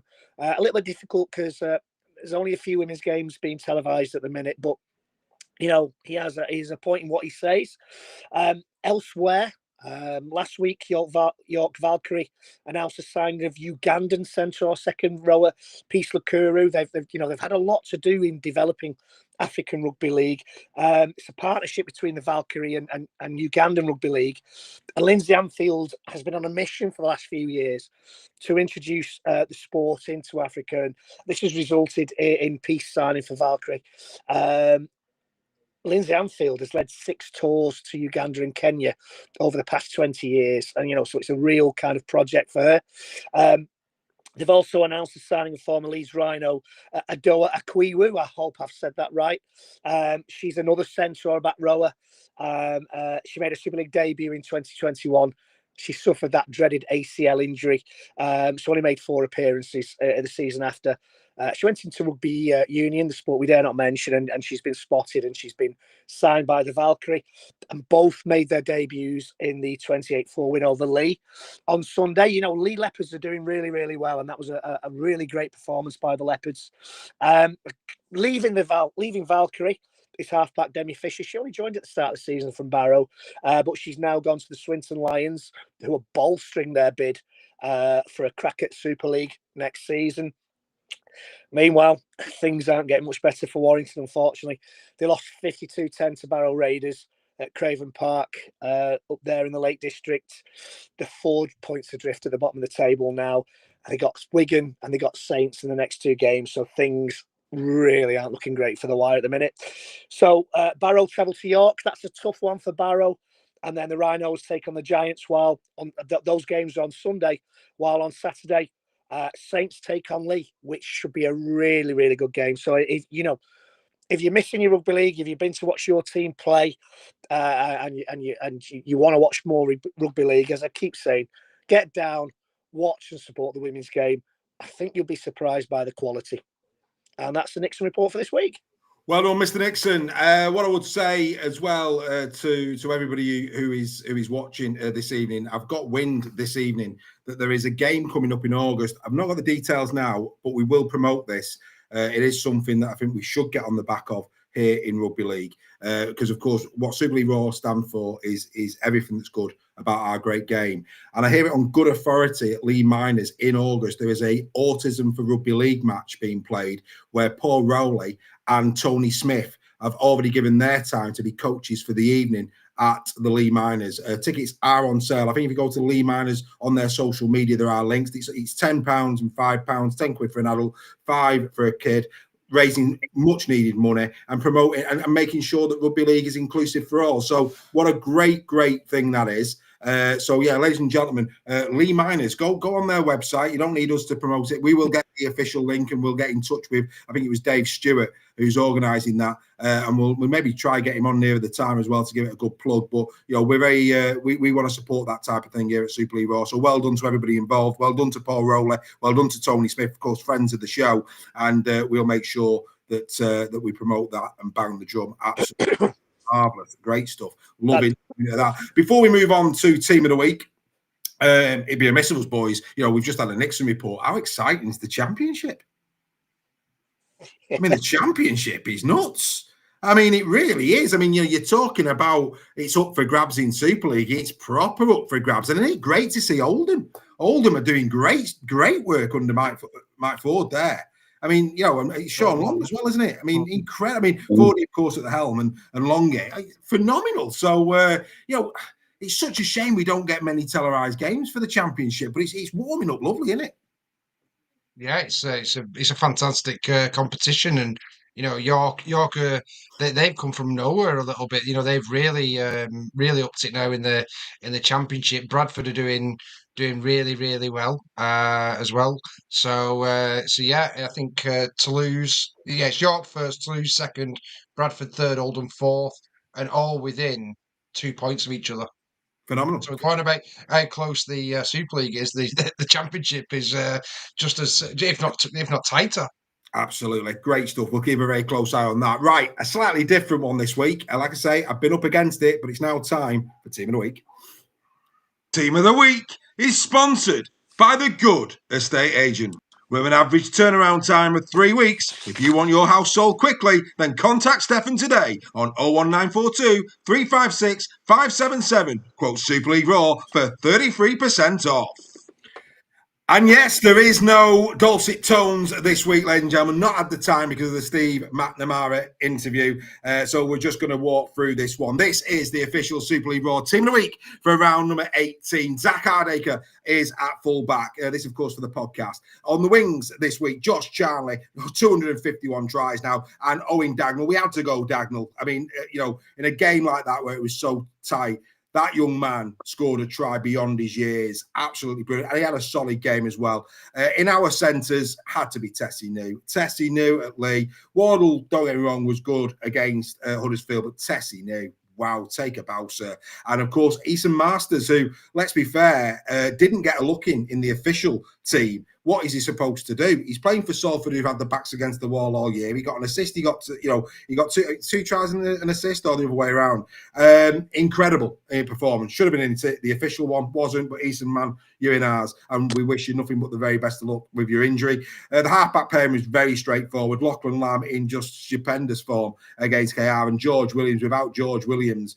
Then we have a super chat. Kev Wobble. Kev Wobble is saying, ladies and gentlemen, we have to go there with breaking news, super chat. And Kev Wobble, why are women deserve better 100%? Mr. Nixon, you would concur with that? 100%. 100%. Well done, Kev. Absolutely, my friend. Absolutely. Back to our team of the week. George Williams, outstanding. Without George Williams, they don't win in Catalan. And I'll tell you what, this will make so many people happy. Who'd have thought that Chris Hill would make any team of the week this year? But what a game he had against the Castleford Tigers. Yes, Tom Amon might have outdone him in terms of meters, but Chris Hill was colossal for Salford. Absolutely colossal. Hooker, Denis Balmforth on loan from Hull FC, basically saying to Mr. Cartwright, you might want to look again, sir, and considering that he's going to be without Amir Burra this weekend, that all of a sudden that is looking a very silly decision. Liam Knight, not Herman SASA, gets in our team of the week. 40 tackles in this game from Liam Knight, 146 metres from 21 carries, 6 tackle busts compared to Herman SASA, who did 11 tackles less, only 1 bust more, did a couple more metres, but Liam Knight's defensive effort, for me, deserves a lot of credit in that game. That's why he gets our number 10 shirt. Junior Nsemba back to form against the Giants. He had a better game than he's had for quite some time. And this will surprise some, but we don't look for winners. We also look for great players in losing sides. And there's no doubt Kalepi Tanganoa had Steph sweating. When Tanganoa came on the field, he was a genuine threat for KR, got one of their tries, very nearly got a try as well in the first half. Kalepe was in exceptional form. And then, of course, the man that continues to rear his head off to the NRL. St. Helens fans, some that are not as educated as our new followers tonight, of course, but some are saying that Saints are not going to miss Morgan Knowles. Very silly indeed. If a player of Morgan's calibre, 51 tackles in that game, he ran his blood to water. He put in a hell of a shift in this game. I'm sorry, Mr. Curry. Yes, you've had a great season. You were in the official team of the week, but Morgan Knowles, quite simply, was exceptional against the Leeds Rhinos. So there you go. That's our team of the week. No puns this week. I do apologise for that, but I know that our members will forgive me for that. They are very, very loyal and they do support me every step of the way. But yes, as Greg is above me, not below me, we'll start with Greg. Greg, the team of the week. What are your thoughts? I completely agree with what you say about George Williams. Without George Williams, Warrington lose that game. Simple as that. Especially with Snead going off so early into the game and the reshuffle around. So I completely agree with that. I actually thought Ethan Ryan had a great game for Salford. He did. I thought he had a great game. And going back to Curry, I thought Curry was Warrington's best player on the night. But Morgan Knowles, Morgan Knowles of 4 or 5 years ago, maybe Saints wouldn't have missed him. But Morgan Knowles, the last 2 seasons have been outstanding. You can see why he's going to the NRL. No arguments from me, Dave. As ever, an absolute top draw choice. Thank you very much, Bob. Bob A. Bob A is new to Super League Raw. I've not seen Bob in the chat before, but he says, Ashley's place is up for grabs. Couldn't agree with you more. Agree with you more. Steph, great to see the likes of Chris Hill in there, Easton Masters, Salford players. Matty Timms will be delighted. Yeah, absolutely, and well deserved as well. It was a real team performance for them, and with adversity, obviously losing Masters to look at a bad shoulder injury in this game, and Nicarima as well. But Chris Hill's copped some stuff this season, hasn't he? For probably lazy defending at times, giving penalties away, being a bit of a penalty machine. But he really stepped up in this game. And talk about rolling back the years, Zach Hardacre. I know he didn't do the most meters in this game or whatever, but he led that team. He was a proper leader for Hull FC in that victory. So I'm really, really pleased for Zach. Tanginoa was exceptional. He's been phenomenal all season. What a play! He would get in any single Super League side for me in that back row position. And Tessie knew, well, he just put on a show. Yeah, absolutely. Absolutely. He was exceptional. Joel, no Giants. Sorry about that, mate. But former Giants are in there, and rightly so. Your thoughts on the team of the week, my mate? Yeah, it just shows, doesn't it, that age is only a number. And yes, we do understand that Chris Hill hasn't been the very best this season at all, but it's quite impressive when he can put on a show like he did. You look at Zach; he's not young anymore. He's coming towards the tail end of his career, really. So you can see where the older boys can still put a shift in. I find that quite incredible because it's hard enough to play the game when you're young, let alone at the age that Chris Hill's at. He'll be drawing his pension next year, I think, so it'll be quite interesting to see what happens with him. But the one that's really, really impressed me the most, and Steph's mentioned him, is Tessie New. I just think he's an absolute quality talent. Very, very much so looking forward to seeing what he can do towards the tail end of the year and going into next year. The sky's the limit for players like Tessie. And it's a shame that Eason caught the injury he did, because, as we know, he's a good talent himself. And seeing Knowles in there, Knowles hasn't had the best of years previously, as we've all known. But this year he's really pulled his socks up, and he's playing some very good rugby. So it's really, really good to see, and it's a nice, diverse team that. Yeah, absolutely. And, in the comments, Carl saying about Matty Lees, yes, you're right. Defensively, Matty Lees was outstanding. I think he was in our team of the week last week or the week before. And, Carl, that is not normally the standard. Greg Roach is filthy with me, but I've not had the time to do it properly. If you want to go and see our normal team of the weeks, go onto our YouTube channel, go and find the playlist of team of the weeks. And don't get me wrong, mate, if you want a belly laugh, there's some cracking puns normally in that. That will be back to its glory. Don't worry about that once I return from my holiday. But that is the official team of the week, and I will back that every day of the week. And I agree with Joel. Tessie New has to be in the conversation for the ultimate dream team of 2025 if he continues where he is going. He has been exceptional. Right, ladies and gentlemen, are you hungry? Ooh, pass me a cucumber sandwich.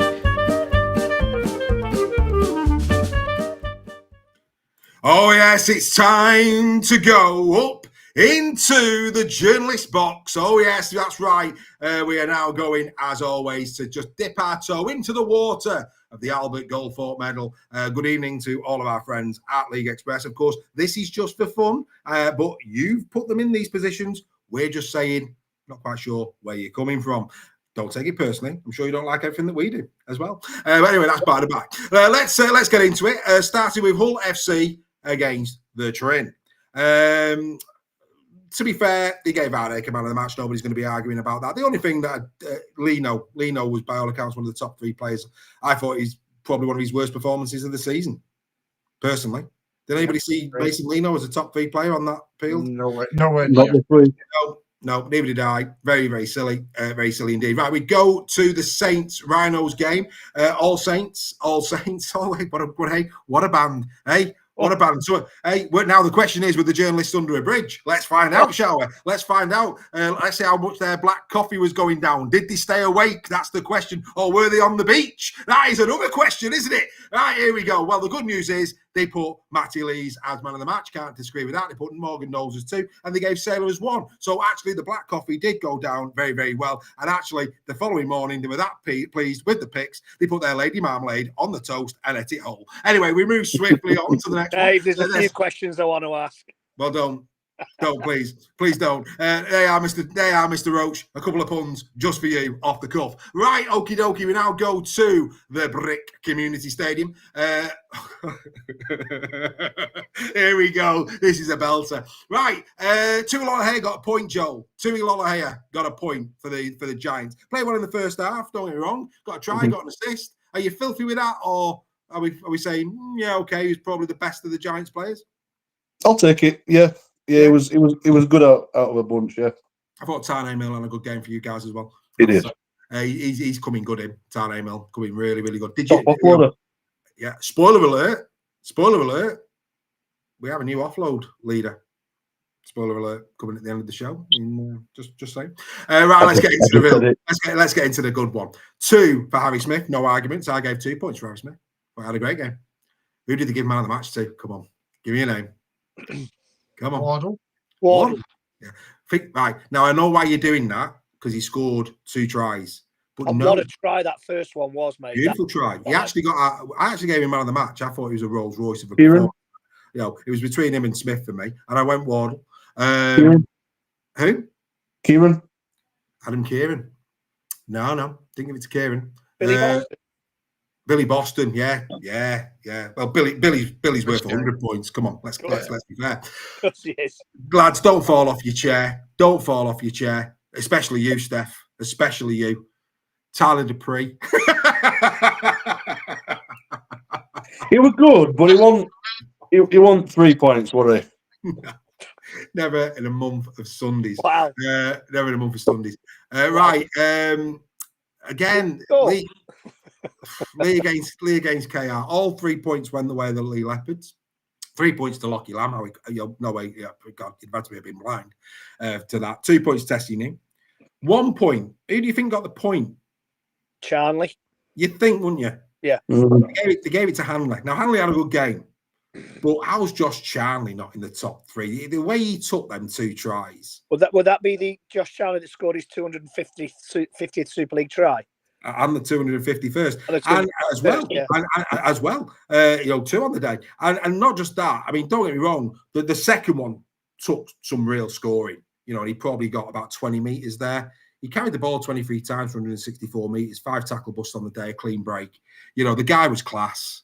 At his age, potentially not staying at Leigh next year. Did himself no harm for picking up a contract in 2026. For me, Hanley was good. I'm not. What's that, mate? I said, I think he did pick up a new contract. Did he?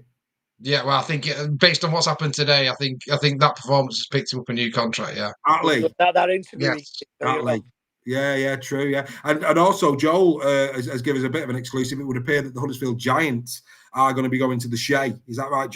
Joel? We'll just drop that in now. Yeah, they've basically given Ken David the option of having the Shea now, because the other people that went in for it have now backed out, so we don't have to wait till October.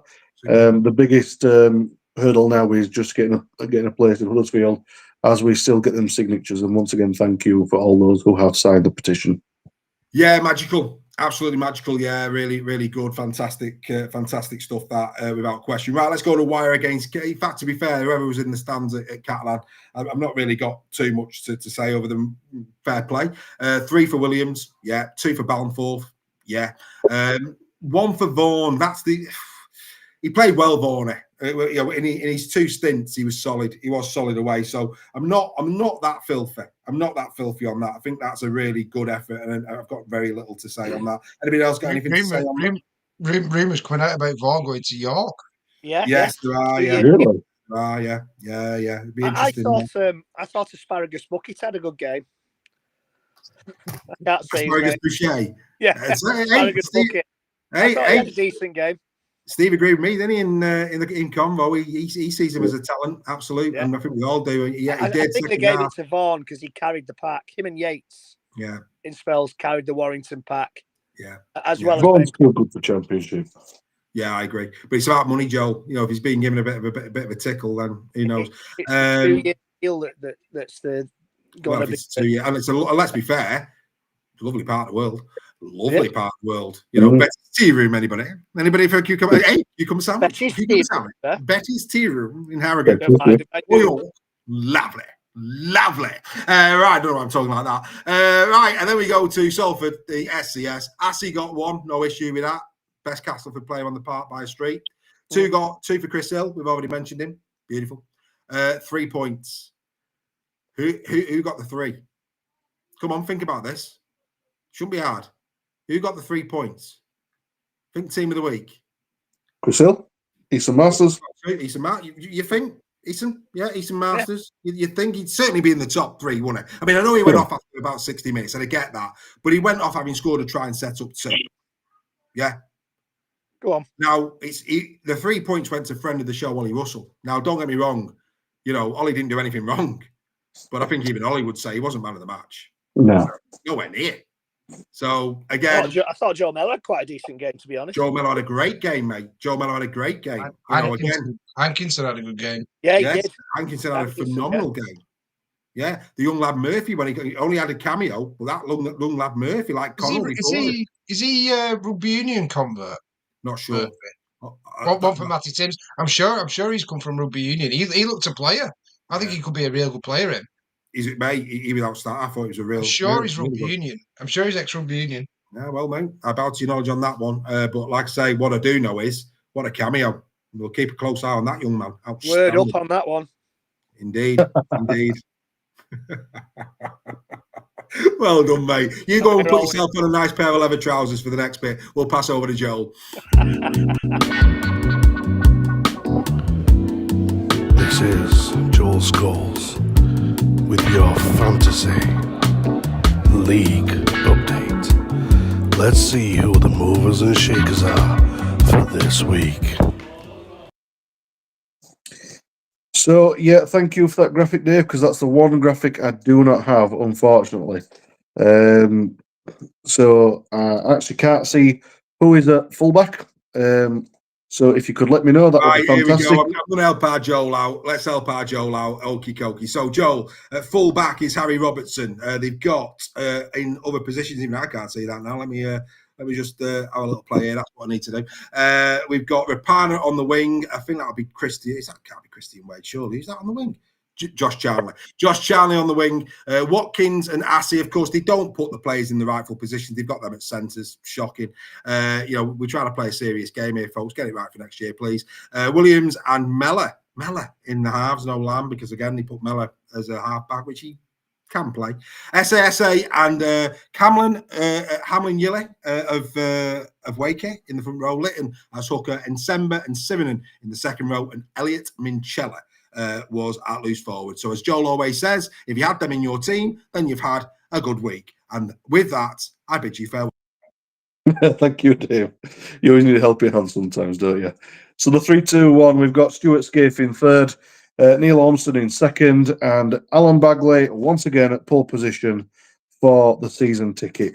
So look for grabs, guys. Please don't do what I do. Actually change your positionings each week and get on. Now, I do know there is an issue with trying to get on for some people on the Super Grow app. It is the same for me. It's really frustrating, but if you persevere, you will get through and get logged on. So we're going to have a look now at the top 10. So we've obviously seen who's first, second, and third. From fourth, we've got Alan Bagley again. We've got on fifth, David Moore. Sixth, Stephen Broomfield. Seventh, we've got Stuart Scaife again. Eighth, Liam Cannon. Ninth, Neil Ormston. And 10th, Claire Wright. And we're going to have a look at the top performer for this week. And in 22nd, there's Michael Parsons. He's a Warrington Wolves fan, and he got 692 points for the week. So that's really good, because there was quite a lot of people right through down in the hundreds who was scoring 600 this week. So really well done to you guys. And just remember that what is up for grabs here, part of your membership, if you are a member, you are in for the shout for the pole position. So it's a good race, and it's already, for what you get, your membership's paid for. So please do think about becoming a member for future fantasy leagues. But that's the fantasy league for this week. Yeah, and on that, of course, last year's winner was, of course, Ryan Birch. Wasn't it lovely to see Ryan and his missus in the titles? Great to see Ryan back in the community. He's been very busy getting his new house sorted out, but Ryan Birch has been with us for a very, very long time here at Super League Raw. We wish him and his missus all the love in the world as they, of course, are now embarking on a brand new journey in their first house together. Absolutely marvellous to see Ryan back in and around the Super League Raw community with Craig Forth. And also the melt your heart photo of Matty Timms with his little girl at the Salford Community Stadium. Wasn't that a marvellous thing to start the show with as well? Right, we're going to do this pretty quickly. We've got 19 minutes left, boys. This is where we all are this week. Let me just quickly, because I haven't put them on the screen again, a little bit up against it this week. I'll tell you who scored what in a few moments' time, and I find it. I've got it in here somewhere. But as you can see, leading is still the members. Here we go. So I got 12. Steph got 12 last week. We did the best. Earl Crabtree got 11. Greg and Joel got 7. And the members, they got a total of 9. They got a total of 9 last week, did the members. So that's what they got. So yeah, interesting times there. But yes, the members still lead Greg by 3 points going into round 19. It's getting very close to the end of the season now, has to be said. So well done to the members. Then it's, of course, Steph, who's still on the fringes. Non-members 233. Joel and myself not giving up just yet, but we've got a long way to go. We're going to get to the top of the tree, 228 and 224. And Earl, a decent week for him. He's slowly but surely trying to get himself off the bottom of the league table. We wish him nothing but the best as long as it's Joel that he overtakes. Right. That'll be a day, happy days indeed. Yeah, Mike Parsons is the Guardian. He is. Greg, you know Mike Parsons very well, don't you, mate? Oh, I'm very well, Mike Parsons. Yeah, it's good to see him in there. It is indeed. Really great to very see good Mike. to see. Yeah, good man, Mike. Really good Yeah. man. Seen around Warrington quite a lot. Right, this is what you've got to look forward to, you lucky people. And I'll be watching this in the sunshine with a nice Long Island iced tea with a cherry kebab. If anybody doesn't know what a cherry kebab is, it's a far better one than a Wigan kebab. You put 3 cocktail cherries on a stick and you enjoy them. Right, that's where Dave's going to be this week.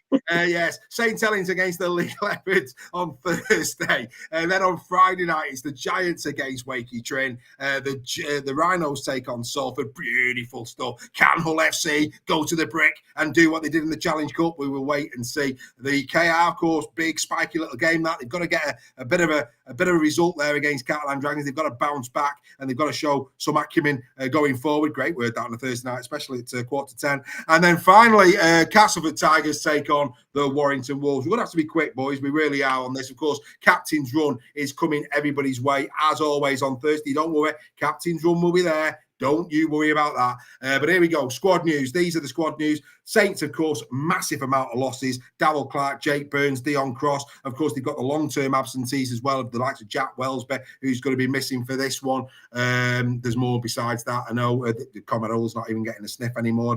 I think Conrad is pretty much one foot out the door, quite frankly. I don't think I'm going to be seeing him again in a St. Helens shirt. And, of course, Joe Batchelor, will he be back or will we next see him in a Hull FC shirt?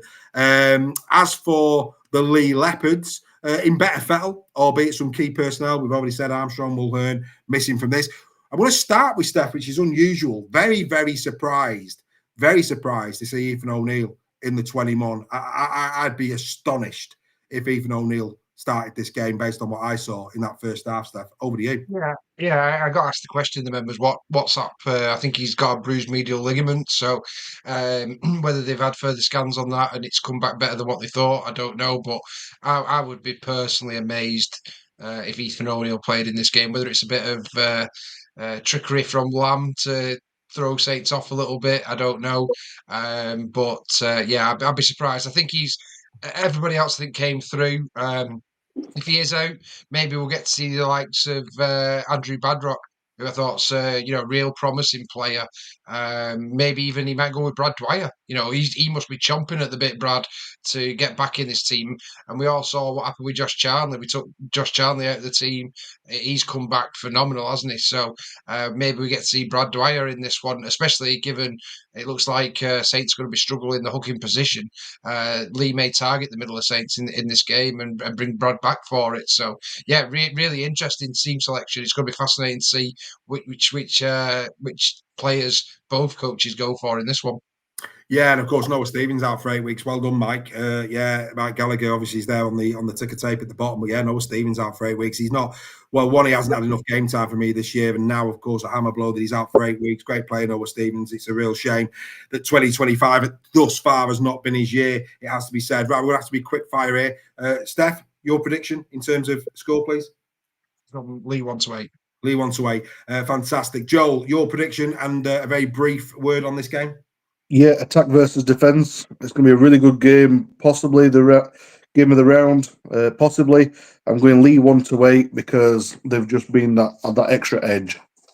Yeah, they were very, very good. And I'll be honest, I've gone Leigh 1-8 based on how good they were against KR. I think, we know Saints have been a bit juttery. It's a big test this for Saints, even though they're at home, Leigh in that form. So yeah, that's why I've gone Leigh 1-8. But I do think it'd be a tough game. I think Saints are slowly but surely getting a bit more like it.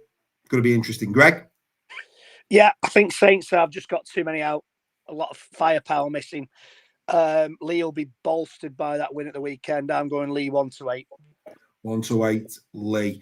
Right, and the members have gone Leigh 1-8. I haven't had a chance to look at what the non-members are doing. Maybe you can have a look at that on the website, boys, before captains run. Well, actually, we can't do that. Thinking about it. So yeah, just go to the website, see what the non-members have had to say. Right, okie dokie. So that's that game. What a game! And look, captains run. We get into more detail. We'll build it up. Some amazing little key battles in there. So don't worry about it. This is a quick one tonight because it's been a really good debate. But captains run won't let you down. We'll get into the detail as we always do. Make sure you tune in for that. Yeah. I almost sounded like Ronnie Barker then for a minute. Unbelievable stuff. Right. Yamara 125 starting up then. Absolutely. Crazy frog. Anyway, let's go into Huddersfield Giants taking on Wakey Trin. Greg's, I don't know where Greg's gone, so we'll start with you, Steph. Can you still hear me, guys? I can hear you. Go on then. I'll start with you then, Mr. Nixon. Don't know what's going on with your camera, Chief. Apparently somebody's logged into my phone, which is a bit mysterious. Quickly, Wakey 9-17. Wakey 9-17. I'm going to go to you next, Steph. Yeah, real interesting game, this one. I'm actually going to go Wakefield 18 plus. I see them really putting a marker down after that disappointment. I was really disappointed with Wakefield's performance last week, and I think they're going to put a big show in this week, 18 plus. Wow. Greg Roach in the chat. Absolutely. The Super League Royal members will be in Manchester for game 1 of the Ashes. We're going to be watching the game together in a bar in Manchester. It is open to anybody who's not going down to Wembley to come and join us. Well done, Mr. Roach. Right, Mr. Scholes, your team. Go on then. What's your thoughts? Can you do it? It's going to be difficult with the players we had out. If we still had Joe Greenwood in, Sammy Hewitt in, I think it would be a much different opportunity. I'd have probably gone Huddersfield 1-8 with what I saw in the first half against Wigan, if not a little bit more possibly. But because of that, I just think it's just going to be a step too far for us. I'm going Wakey 9-17.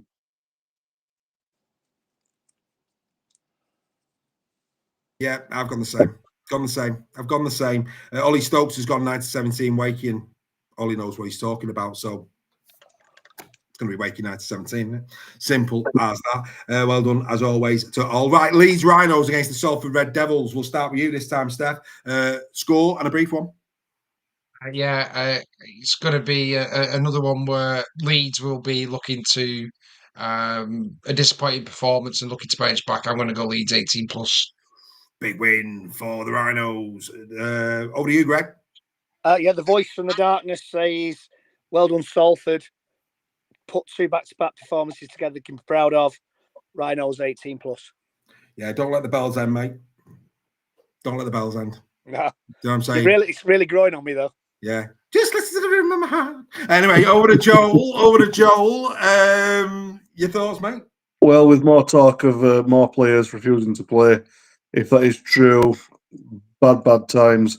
Leeds are far too strong right now, 18 plus. Yeah, I've got the same. Leeds 18 plus. No, that was not the Bee Gees. That was my best impression of Mr. What was his name? Justin Hart. What was his name? Justin Hartley? Hawkins. Hawkins. Justin Hawkins. That was right. Yeah, the Darkness. Do you know what? Great little band. The Darkness. Have you ever seen them live? Roll. Brilliant. Absolutely brilliant, fantastic. Probably one of the best modern day Christmas songs to be produced in the last 20, 30 years, I'd say. Of course, beyond the magical Short on era. time here.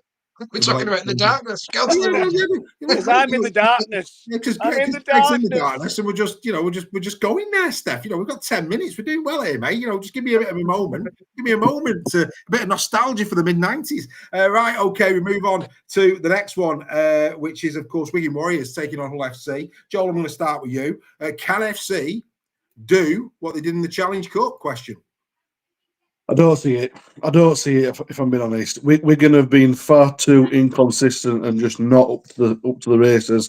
And I think we shocked them back into playing good rugby again this last week. So unfortunately, even though I know Hull FC have got it in the bag to do it, I have gone Wigan 9-17. 9-17. The Cherry and Whites for Joel. Greg, Wigan Hull FC. Yeah, I agree with Joel. I think everybody expects Wigan to may have an 18 plus on this one, but I think it's going to be closer than people think, and I'm going to say 9-17 Wigan. 9-17 Wigan. Steph? Yeah. Yeah, it was great. Good. Well, not great. It was a good performance by FC, especially in that second half. But this is a completely different kettle of fish for the Conheads. I'm going Wigan 18 plus. That's shocking. See what you did there, Steph? No, that's all what he did there. That's what he did there. Unbelievable. Do I need to go back into the darkness? I don't know. You know what I mean? That's... Yeah, I don't know. I don't know what to make of that. I really don't know what to make of that. But anyway, I'm going to go Wigan. I'm going Wigan. What am I going? I'm going 18 plus Wigan. I'm going Wigan 18. I agree with Steph. You agree with me? I do, yeah. I do. I'm just not going to call our friends from Hull names like that. The other Conheads, that's what they are. No, I don't like it. Hey, stop fishing for compliments. I know. I know. Hey. Anyway, enough chum. Let's carry on. And the members, they have gone Wigan 9-17. Right. We then go to Catalan. This is a belter.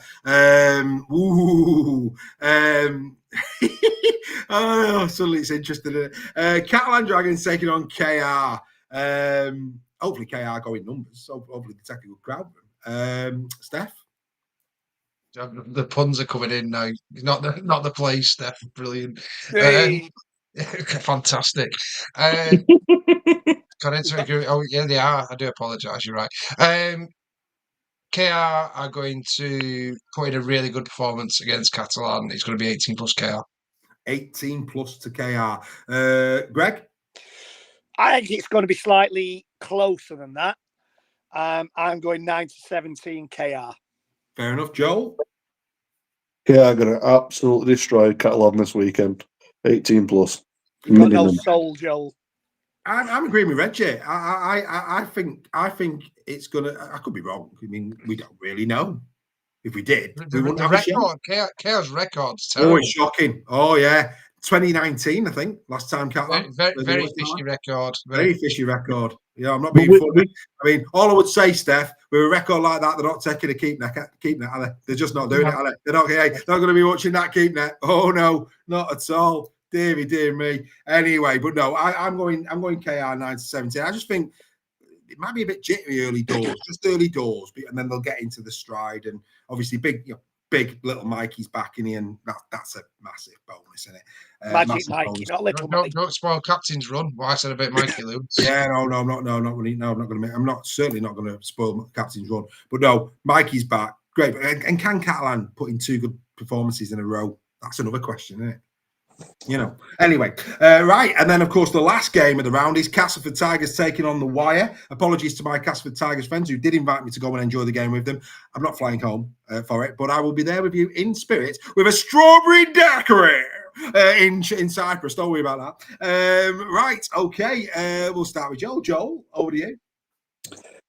I would like to say that Cass are going to do a bit of something, but unfortunately, I think it's just a bit of turmoil in the nicest possible way, and I think Wire have got their eyes set on an 6th spot. Sorry, so I am going to go Wire 9-17, but that's just purely on how good George Williams was, and I think that may carry over to this week.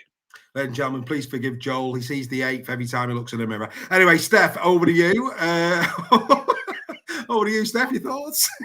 I'm going to apologise to the Cas fans, but I think that club at the moment is in a bit of disarray. I saw a club that's demotivated and a director of rugby that's demotivated as well. I'm seeing this as an unfortunate 18 plus to Warrington. Do you say disarray then, or Desiree? Disarray. You've got to be clearer. Boom! I knew that was coming. I could see that coming. It's coming. I've got to make it up to Greg Roach. I'm doing this on the fly. Go on, Reggie. Speaking of fly fishing, no, we're not going back to the fishing. Go on, Reggie. Carry on. Well, Joel will be happy I'm not going to Tudor fat on this one. For all you history buffs out there. Always like the old days. It depends on the team Warrington got available. You know, is Snead going to be fit? Who are they going to play in the halves? If not, they've got a young back line. Castleford are in disarray. Warrington always seem to struggle at Castleford, but I'm going 1-8 wire. I think they have to win, but I think they'll make a meal of it as they usually do. I think that, you know what? I agree with you. I think they'll make a meal of it, but not that much of a meal of it. I think it'd be 9-17 personally. But okay. You know, I agree. I mean, look at what they did in Catalan, cruising, absolutely cruising. They're like Will Smith. You know, they were just cruising. You know, no doubt about it. You know, the fans were getting jiggy with it. They were getting proper jiggy with it in the crowd. You know what I mean? Unbelievable. Tell you. But yeah, they made hard work of it in the end. Shocking effort. Hey, anyway, they might boom shake the room. Oh, hey, that was that. Well, it is the summertime, so they might. Yeah, it was summertime. Yeah, that's it. Yeah, I said that was boom shake the room. That was Jesse and the Fresh Prince, wasn't it? But anyway, there you go, Mr. Roach. I hope you've enjoyed on the fly a little bit of Super League Raw doing what we do, if you know what I mean. And where the Kenny Everett hands have come from, I don't know. Bit of Kenny. For the 80s crowd there. It's all done in the best possible face, though, Dave. Oh, absolutely. We're here there. A bit of Kenny. We're here. Happy days. This is why people tune into Super League Raw. It ain't bull. It ain't bull. It ain't dull. It isn't bull. We're not going back to Bullmania. It ain't dull. It's entertaining. We love our rugby league. Ladies and gentlemen, I will be thinking about you all. Again, my sincerest thanks for all your love and support. I'm going to go and enjoy a nice holiday with my family now. On behalf of us all, you enjoy round 19. See you all very soon. Bye for now.